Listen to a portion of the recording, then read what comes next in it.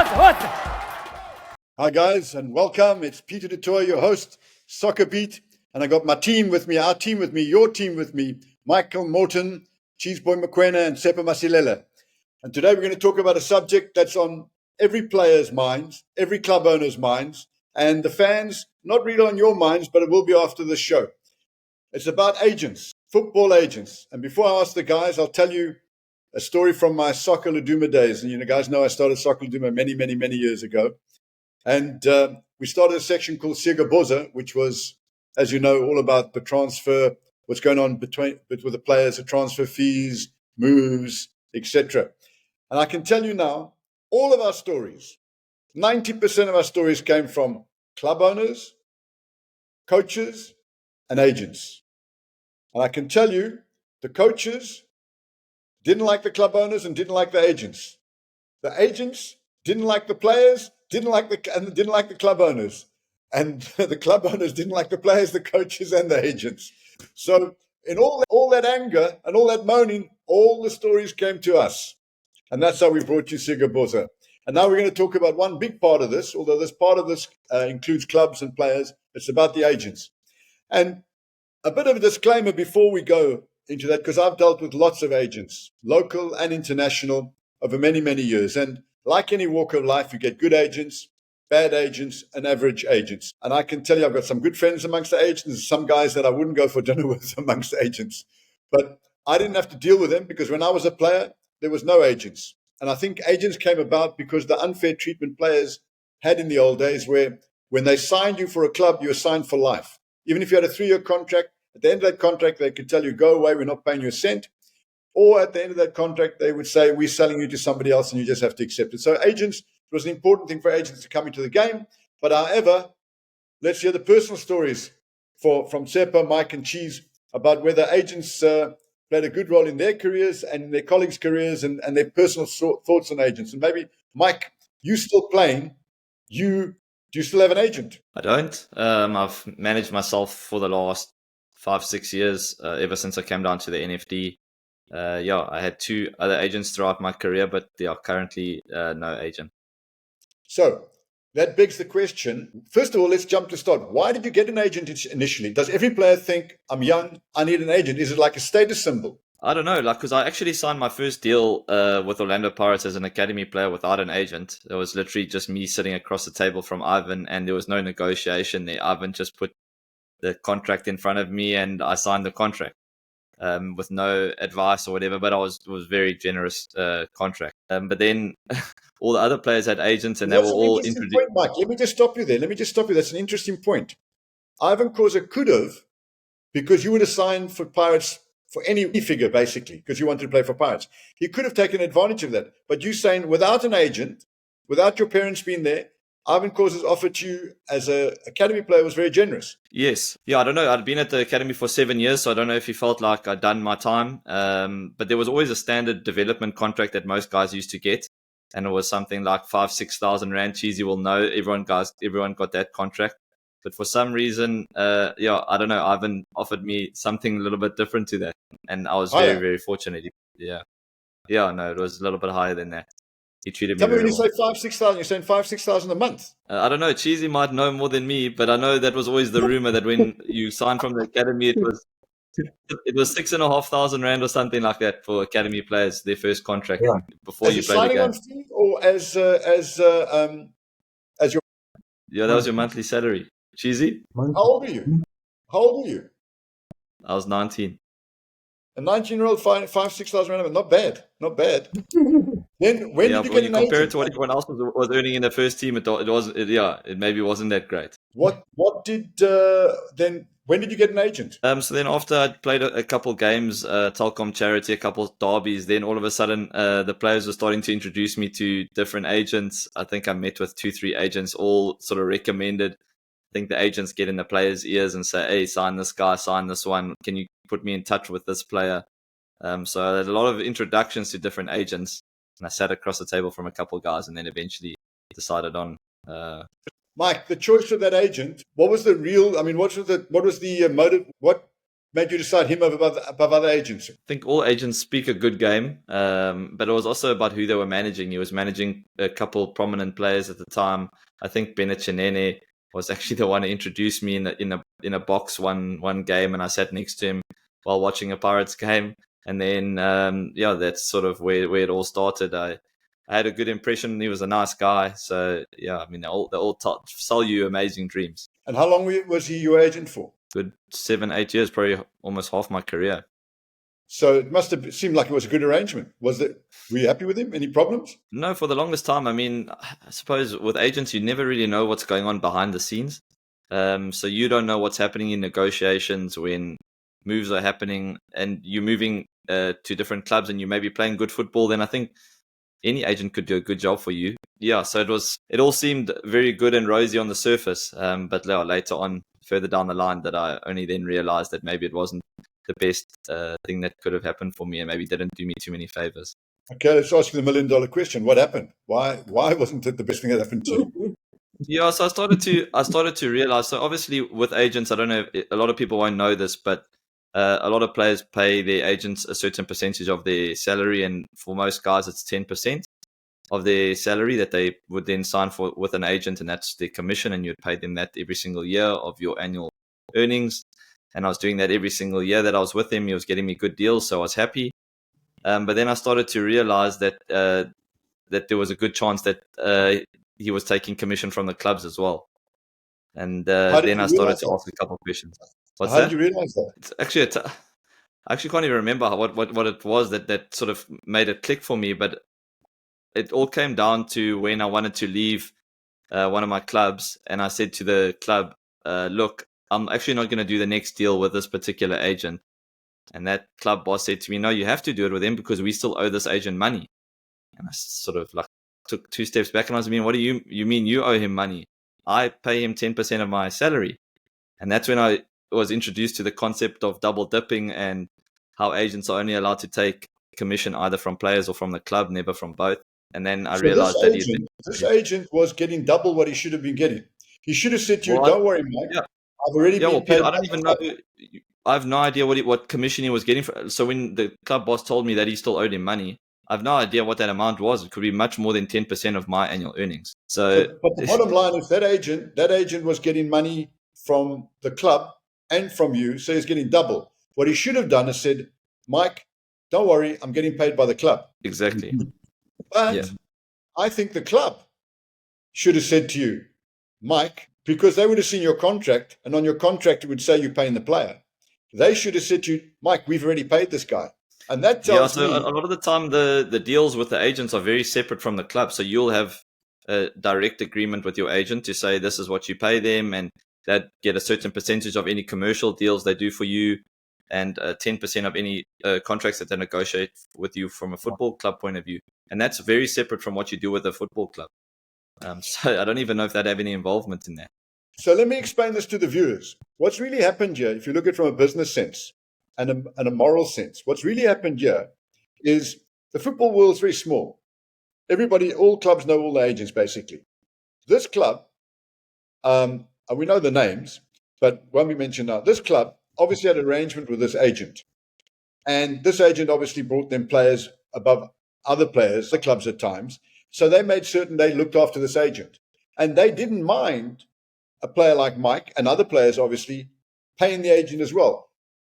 From the club's point of view, it looks like to me, it's very obvious that they were more concerned about that agent being happy than their player being happy. And the fact that the agent was quite happy to do that meant that his relationship was with the club before the player. That's absolutely clear. And in your instance, Mike, I'm going to be judge and jury here.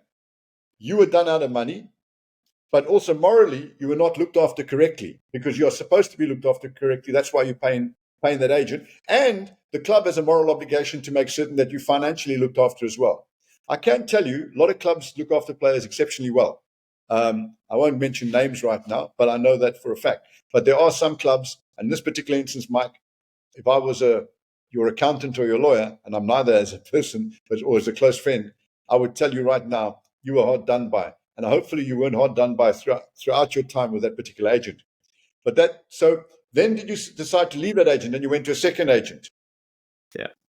But I want to ask you this question. Surely you once bitten, twice shy. Surely when you sat down with this agent, and I know who the agent is, and we're not going to mention names again, but surely you went, I've got to go into this deal with suspicion. Yeah, Did you? no, for sure. I did. But what happened was then I painted the exact picture to the next agent and said, I know that this is what's been happening to me. So on the next deal, like you do your commission with a club and you are not touching any of my earnings. At the end of the day, we all know that their cut comes from one pie. They're not getting extra on top of your deal. The deal that you would have got from the club without an agent would have been all your money. But now that you have an agent, you're giving them a cut. So, but I just wanted for my peace of mind that I don't pay the agent any commission and they take the commission directly from the club. And that's how it should be, in my opinion. So I would like to tell all the viewers out there again, what you're getting right now is something you'd very seldom get on shows, is the inner feelings of what happens to players when they're dealing with agents and clubs. And I want to tell you viewers out there that players are in a very difficult situation. I want you to put yourself, and I'm an ex-player, put yourself in a young player's position. They just want to play football. They really want to, and they just want to have a contract. Now, there are only 16 teams. And often a player is living in a particular area and he's got kids at school and a wife who's got a job. It's difficult for that player to just get up and leave. They need an agent. They feel and believe that they need the agent because the agent will do best for them. And they're also hoping that the club will do best for them. So players go into these arrangements almost on a hope that they will be looked after. And there are so many players coming into the game every year because there are so many young players playing and then they want to come in. So the one advantage clubs and agents have is there's a lot of players, but only 16 clubs. And to a certain extent, you can't blame agents. They're going, well, I'll always get players, but there are only 16 clubs. So the system is a little bit wrong. And maybe we can talk about that as well. And maybe viewers out there can tell us what they think would be a better system. The players in these kind of situations are always going to be, I won't say victims, but always be disadvantaged because if you're not good enough anymore, there's another player that's going to come through. But I'm sure some agents have looked after players right after their careers as well. So I'm not painting every agent with the same brush, but I am saying the players are at a disadvantage because they've got short careers and they can't deal directly with the clubs, particularly when they start. Mike, just give me, you're an experienced player now. What would you say? And I'm going to come to Tsepo, who's had agents played overseas and locally in Chiefs, big clubs. What do you say to a young player at Cape Town Spurs now? I mean, you've had young players who've had big deals. I mean, Cupido's just gone to Stellies. You've had young players wanted by Chiefs. Do they come and look at you and say, listen, Mike, you've been around the block, you're still playing. Do they ask for advice? Not really, to be honest. Yeah, I don't think South African footballers are very reluctant to speak about money. And I think that's where agents come into the picture. And South African players are very shy in terms of going to a club boss and saying what they want to earn. Behind closed doors, they'll say, they're not giving me enough money. They're not doing this. They're not doing that. But when you're actually sitting across the table from the club boss, the guy's responsible for paying you, then we all of a sudden crawl back into our shells. So yeah, guys are not so keen. They're always quite bold behind the surface, but face to face, very reluctant. But then I want to ask you a question, Mike. I want to ask you a question. There are two questions. Sorry, you haven't answered that. Would you recommend? What would you recommend to a young player? Does he get an agent, or does he do a deal himself, or does he go to a lawyer, or does he go to a family member that's got a financial kind of background that he can trust? What would you say to a young player coming to the game today who's on the verge of making the first team? Peter, I'd love to give you a finite answer here, but I actually don't know what's the best route for these guys to take, but because I've seen and heard so many horror stories. In my situation, what I would advise is to say, use an intermediary that will do the one deal and doesn't take ongoing commission. Literally, you pay him to do that deal. You say what you want out of the deal. He takes his cut from that deal, and then that's the end of that. And then you don't have him as a constant manager. That would be my advice. Find someone you trust and let him just be an intermediary in the deal. I'll give you my solution as somebody who's been in business and as somebody who's been a player at the end of this, guys, where I think what's the solution for soccer players when it comes to agents and clubs, because they're in a difficult position. Cheese, I'm going to come to Seppa last because Seppa, you've been overseas, so you got. I'm sure you got overseas stories to tell. Geez, you signed like Mike. You signed for one of the biggest clubs in Africa, Orlando Pirates. Did you get offered the same? Did you have an agent where you signed as your first deal with Pirates? Look, I was still underage. I signed my first contract at the age of 17. I actually had to bring my parents. I had my mom and my dad to come sit down with the chairman. That's and right. discuss. You mentioned it. Yeah, to come discuss the contract.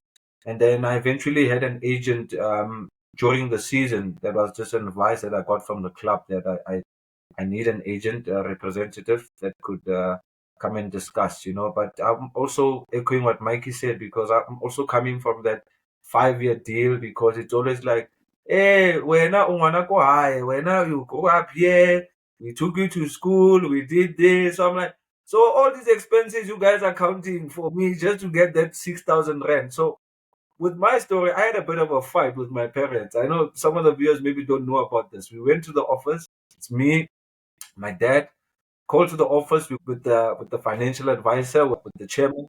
We sat there on the table. Okay, I'm told to excuse. So I leave the room, but I don't leave the room. I'm still young. I want to hear what are these people saying in there. So as I'm listening, because somebody is very, very smart, very streetwise. So I think he reckoned that this one did not leave. He's probably about the door. So he steps out. As he opens the door, I'm there, and I start running away. So now to get to the matter, the chairman speaks with my parents. They offer the 5-year contract. They offer, I think it was 6,500 for all development players for 5 years. I think you probably get an increment if you play a couple of games. If you go to the national team, And then I was hesitant because I already had an offer from Ahly that I heard about. So I'm like, no, mommy, we are not signing this thing. Me, I'm going. Somebody else will sign me. Fine, we drive back home. But once we get home, within an hour, we get a call from the office. Okay, guys, please come back. We drive back again. So my dad is like, hey, Baba, I don't have petrol. And I don't have this petrol of going up and down, Park Town, Slow, Park Town. So I said, believe these guys must make up their minds what they're doing. But you should have taken that seat. I'm like, no, Papa, I'm the one that will be playing. You are not playing. You just looking at that money and say, at least my boy will be earning something. So we go back. Finally, the chairman increases the 6.5 to something a little bit, smartanyana, and I'm like, okay, I know. With this one, I'm comfortable. But don't forget, after I play certain games, I need to get something. And I'm only 17. I'm already telling him, and he tells my parents, hey, stubborn, Mfano, man. But he's a good player. I want him, He's our son, what, So, yeah, it's a bit of a tricky situation in terms of when you get into those negotiations, you really need somebody to help you at that age, especially when you are young. I think when you get a bit older, you might have learned a bit of ropes. Chiefs, before you carry on, let's have a quick break from our sponsors, Betway, and we'll be right back with you.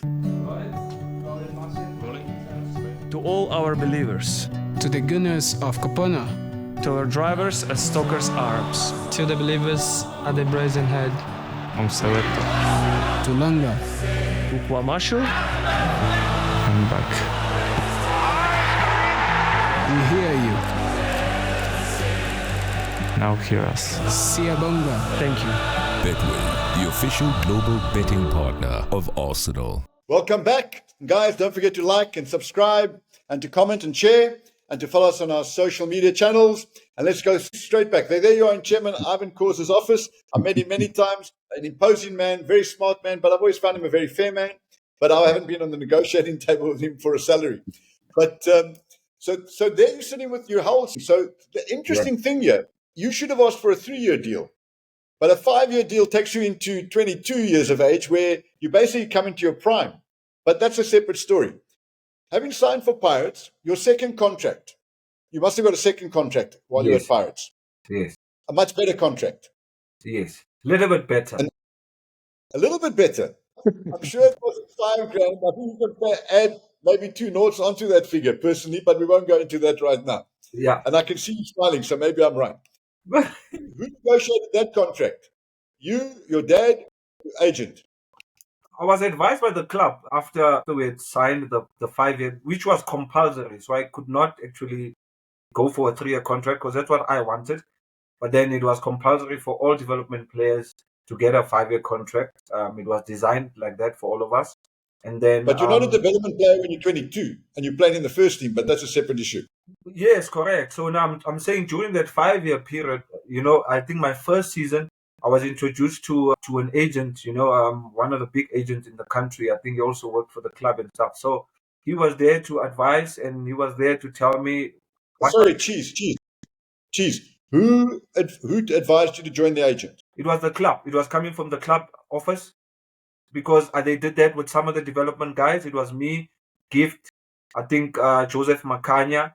So we were all put into like one guy that's going to really take care of us, because the chairman was not really fond of a lot of agents. I think he had his people that he could work with. And then that's when now when I got to the point where the 5 years was done, I had to now try and renew a contract. And then So, Cheese, let me just stop you there. Now, you're a smart guy.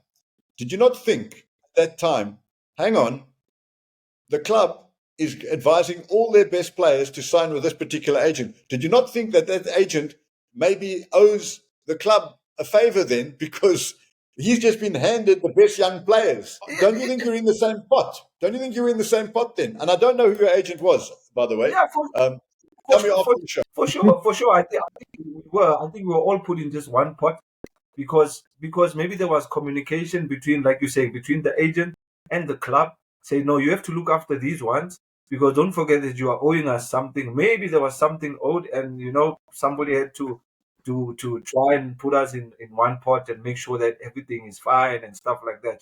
But as a youngster, you don't really think about that. I'm thinking about, wow, I'm gonna get this opportunity to play for Pirates.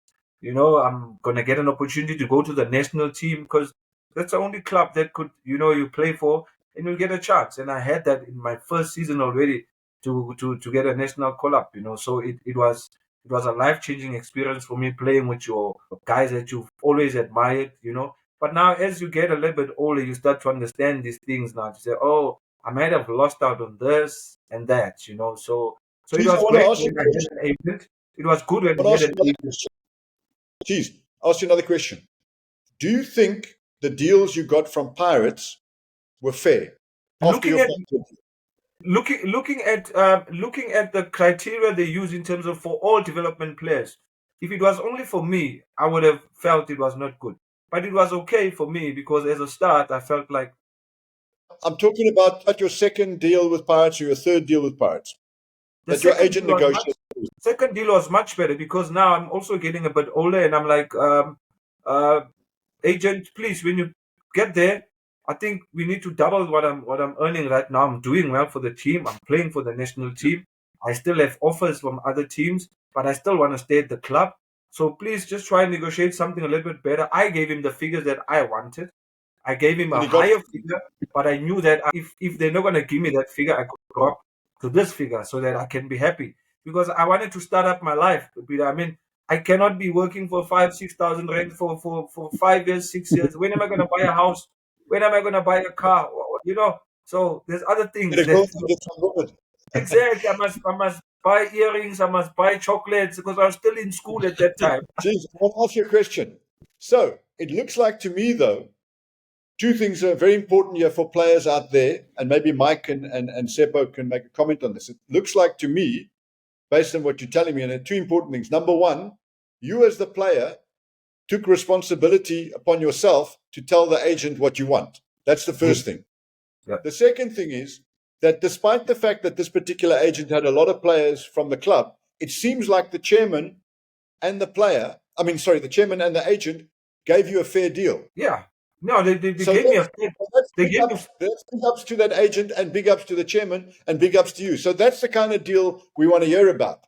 So, but your next deal, when you went to Sundowns, was that your next deal? I spoke you on that one. You let me tell you, Peter. Okay, wait a minute. Let us sit back. Everybody watching the show, I know the story. Have to sit back. You're going to hear Mike and Kappa, sit back. You're going to hear the story. This is the unknown story, the hidden story, and I use the word hidden story of Mokoena hijacked to Sundowns. Take it away, Yeah. Cheese. I think you just put it right there, Peter. I mean, I just had a fallout with Rudy Kroll at that time, the coach, but I was advised to go talk to the chairman first before I could And resume. another player. I won't mention the Another player. player, yeah, so that I could resume training. So my agent calls me after I had that chat with the coach, telling me that I need to go see the chairman before I can resume training. And then I couldn't get hold of the chairman because he was busy with the World Cup preparations and stuff. And that's when my agent calls me and he's like, "Hey, it's a Friday. On Monday, can you meet up at Senton Woodmead? There's a McDonald's there. Yeah, we're just gonna have a chat just on your future and what happened there at the club." Like, okay, cool. Drive my car, get there. When I get there, okay, all the members are there and they're like, "Okay, you're gonna have to park your car here." I'm like, "No, why am I parking my car here? Because if you're driving out, I can follow you guys so that I can go home." Like, no, just listen to what we're saying. Just get in the car. I get into this Conquest. No much the Conquest, a hatchback. I'm there sitting at the back. Now we're driving out of Midrand now. Out of Senton. Now Woodmead, we're going to Midrand. But I'm like, no, man, I'm familiar with this route. I'm just peeping out the window. Now I'm starting to see yellow walls, right? And I'm like, no, man. I have friends here. I have a Vuyo Mere. I have a Lerato Shaba. What am I doing here? I'm a Pirates player, man, you know?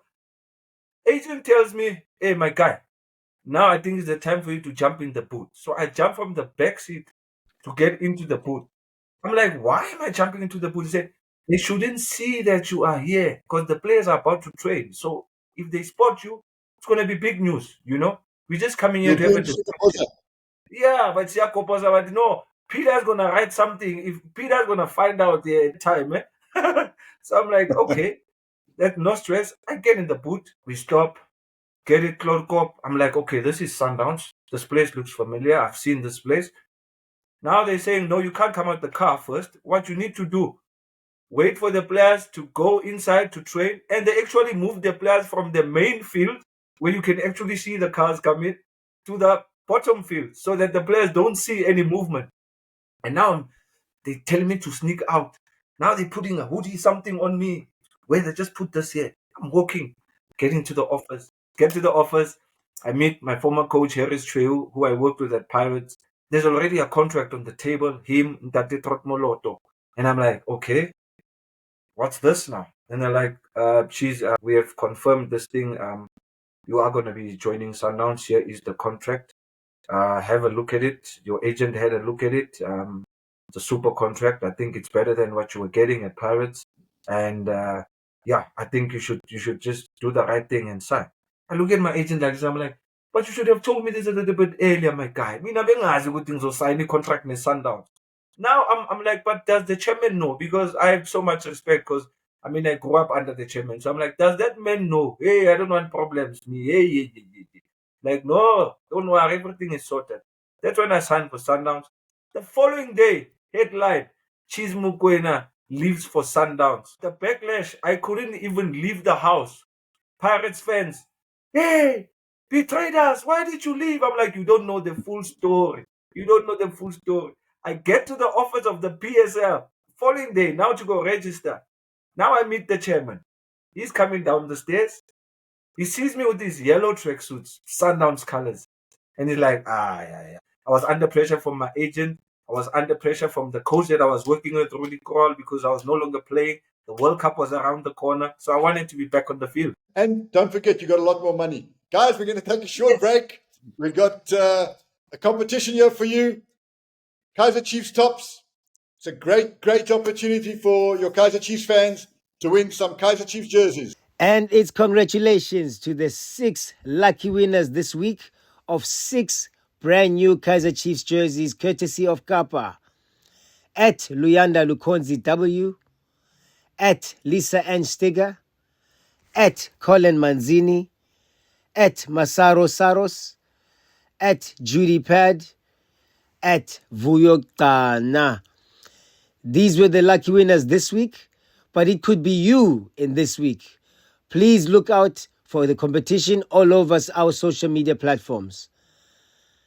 Standard T's and C's apply. Welcome back, guys. And I've got the last big story here for you. The man who's played in the NFD, he's played in the PSL, he's played in the Israel Premier Division, and he's played at La Liga. He's faced Lionel Messi. He's faced Cheezboy Mokoena. And he's faced the guy called Ronaldo. Just quickly, when you were playing at Benoni, no agent. Yeah, at Benoni, no agent, Peter. When I was at Benoni, I didn't have an agent. I was still young and excited just to play soccer and to be in the field. And your experiences with Agent Tsepo? Basically, Mike had not so good experiences. Cheez's experiences were actually not bad. In fact, pretty good, except he got put in the boot of a car. You never got put in the boot of a car. No, never experienced that. My experience How with was your experience agents, with your agent? my one, to be honest, it was fairly good. I only had one agent. I was with Pro Sports International, you know. So how Mike I McCall. met Mike Makap. How I met Mike Makap was through the late owner Dumisani Ndlovu of Benoni Premier United, because after he sold the team that became Tanda Zulu Royals, he wanted me to move abroad. Like, he was so desperate, and I think it was one of his dreams, even, you know. So he met with Mike. I don't know where and how. Apparently, Mike had an offer from Israel, Maccabi Haifa. They wanted a left-footed player, a left back. That's how he met with Mike, and he introduced me to Mike Makap. So that's how I met Mike Makap, and Mike Makap is the one that did the deal for me from Benoni Premier United to Maccabi Haifa. So, And the deal from Maccabi Haifa to Spain? Did they also do that deal? yes. It was also Pro Sport, but they were not alone in that deal. They were working with some agent who was based in Spain. I forgot his name. They were not alone in that deal, you know. They were working with some agent. So what would be your advice to young players, for example, coming into Kaizer Chiefs right now? What would you say to them? Do they get an agent? What kind of agent do they get? How do they get that kind of advice today? To get an agent, it's a tough one, Peter, because you don't know at the point when you're still young if he's got the best interest, you know, for you as a player, or he's more the best interest lies with the team. So it's a bit of a tricky one. But obviously, if you're still young and in your family you don't have anyone that's got a background or who's played soccer before, I think it's best to get an agent. But when you get an agent, you've got options. You can sign a 1-year contract or a 2 years contract, you know, but don't tie yourself to a point where you feel like you've signed a long-term contract, and once you get older and wiser, you feel like you can change, but now you've tied yourself to that long-term contract.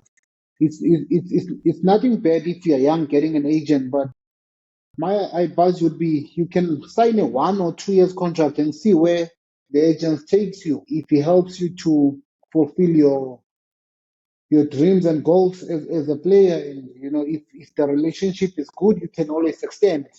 But my advice is don't go for a long-term contract when you're still young. Right. So, in summary, I think if we're talking to young footballers out there who are watching the show, who want to become pro footballers, or even if you are a pro footballer, the first thing advice is clear from Mike and Tsepo and Cheez. What they're saying is, number one, talk to senior players, talk to retired players, and get advice from them. And my personal advice as a player, as an ex-player, and someone who became a businessman, when you get your contract from your agent and when you get a contract from a club, go to a lawyer and get the lawyer, pay the lawyer a little bit extra. It'll cost you 1,000 Rand to have a lawyer, 2,000 Rand to get a lawyer to look at a contract, and he'll tell you whether that contract with your agent and your club is fair. And get him to find out, is the agent getting paid by you or by the player or by both? And that a lawyer's independent, and he'll do that, and it'll be a one-off deal. And I think that'll make it a lot easier for players, that they know they're not being ripped off. And I'm not saying that players are ripped off, but you'll feel secure. Secondly, always talk to senior players. They've been through it. They've seen the horror stories and they've seen the good stories. If they recommend an agent to you when they're a senior player, then you pretty much know the guy's a good agent. And also, how long has the agent been around? But guys, very good show. I think great stories there, Mike and Cheezy, and good to see Tsepo. I mean, it's your career, fantastic career locally and internationally, and that agent did a good job for you. But I think until next time, guys, thanks very much. Mike, Cheez, Tsepo, we'll see you again. We've got another blockbuster show later in the week. Enjoy, guys. Love you lots.